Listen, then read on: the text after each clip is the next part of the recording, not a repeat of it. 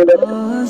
আল্লাহ রাসূল সাল্লাল্লাহু আলাইহি সাল্লামের গায়ের মধ্যে একটা কাটা বিন্দু আল্লাহ রাসূলের গায়ের মধ্যে একটা পশম ধরে যাবে, সাহাবায়ে কেরামরা এইটা পর্যন্ত বরদাস্ত করেন নাই।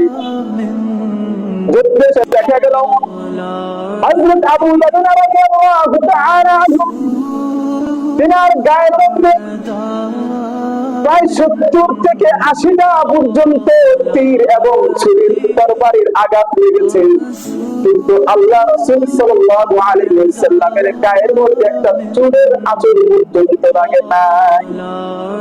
এত মহব্বত ভালোবাসা ছিল।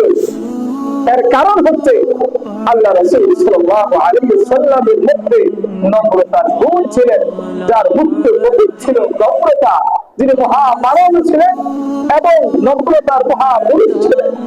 এই কারণে